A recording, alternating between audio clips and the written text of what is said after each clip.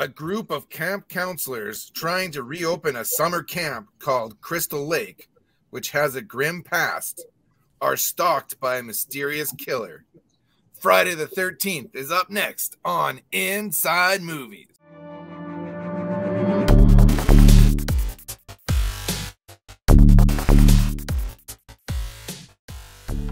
Hey guys, welcome to Inside Movies.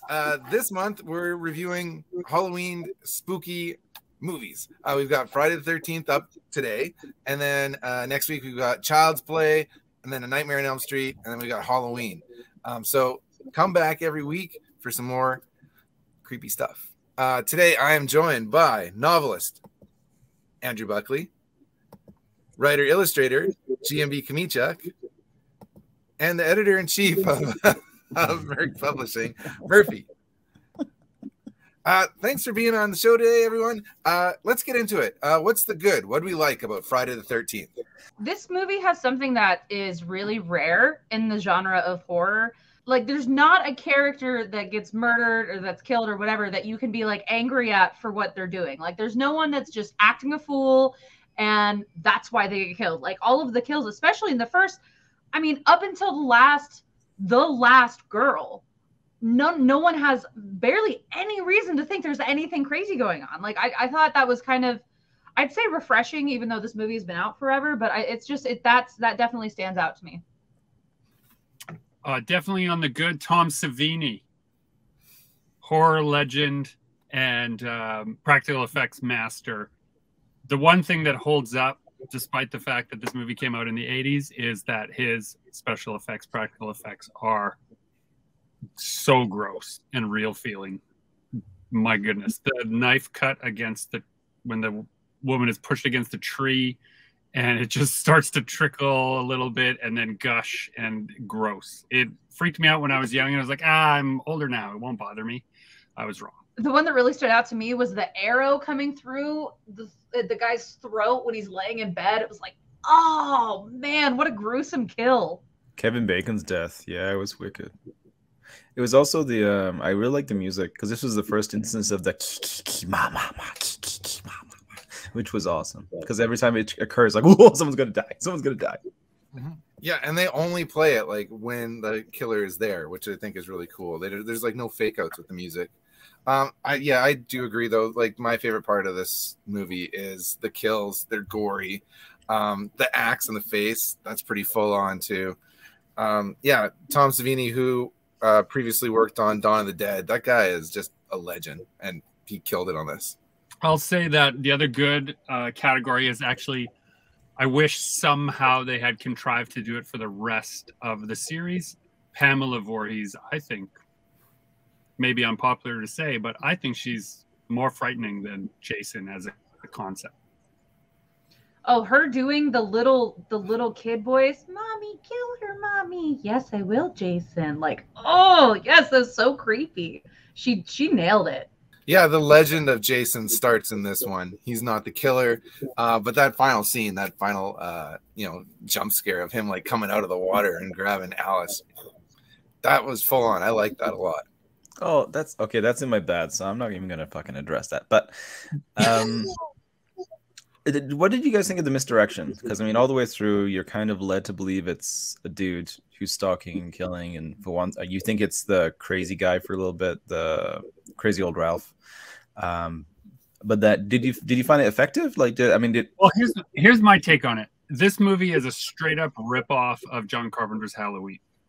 Like, right down to the, like, oh, we'll just pick a name that is recognizable. Oh, Friday the 13th, and we'll give you money and we'll make a film out of it. So the fact that they were kind of treading on that ground, so you were expecting the ripoff to be complete, and then it turns out to be a mama bear scenario. I actually have to say I kind of dig that. It's a nice little twist. Yeah, I mean, they didn't have much money. This was like basically an indie film. It's like $300,000, I think they had to make this thing. It was cheap. I could remake this movie for $300,000. You could definitely remake this movie for $300,000.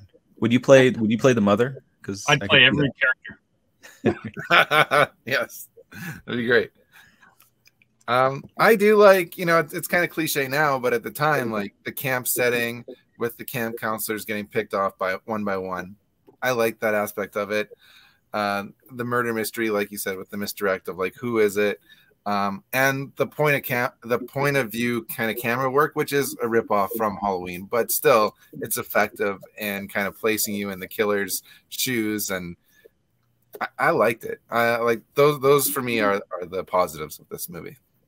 I will say also that one thing I really liked on a rewatch, it's been a long time since I'd seen it, but I knew the sort of trick ending, if you will, that the look of horror on the actors' faces when they recognize who it is that's killing them, when you know that it's the mother, that look of incredulity, I think, you know, it's a little bit better on the rewatch. I have a number of things in my bad category for this film, but the stuff that holds up is for sure that. I have one more for the good. This one has probably the most realistic sex scene out of all of the 70s, 80s, 90s horror flicks. And the girl didn't die first. So standing out from the bunch. Okay, I think we've heaped enough praise on Friday the 13th. Let's get into the bad. What did we not like about this one? The first thing that's bad about the Friday the 13th is that the title has literally nothing of importance to do with this movie. They should have called it Crystal Lake or, you know, Jason Voorhees, The Legend of Jason, anything but Friday the 13th. That's terrible. If the number 13 is not significant in the film, don't include it, I don't think. But you know what does have a significant number 13 is Kickstarter the 13th. Right, Murphy? Ooh, yes, it does. Merc's Kickstarter the 13th, going live on October 3rd on Kickstarter. It is our Halloween special. We're going to have a couple of short stories, some really awesome, spooky, costumed variant covers for you guys to check out. It's going to be super fun. There's a lot of great artwork, and it's our 13th Kickstarter. So you are going to have a year of bad luck if you don't back it. So go to merckickstarter.com to check it out. October 3rd to October 21st. And I've included a link in the description of this video to the Merc Publishing Kickstarter. So click that link and go support Murphy's newest campaign. Also in the negative for me for Friday the 13th, it's the characters. Like, I just didn't really care about any of them. I thought the first girl, Annie, was more likable than the rest of the group entirely. That drove me nuts. It seemed like they were setting her up as the main character. And granted, it's been years since I've seen this, so I was surprised all over again. And also, who was the guy in the Jeep? Was it ever explained, or did I just like miss it because I was making tea or something? Well, they didn't show him. I was assuming at the end that was actually the mom. Her? Oh. Yeah. Right? Am I crazy? They didn't show him. I believe that's right? supposed to be the mom. Yeah. Yeah. Oh. I think they led you to believe it was a man, and this leads into my biggest bad thing. They led you to believe it was a man because right before she died, she said, "I would do absolutely anything for children."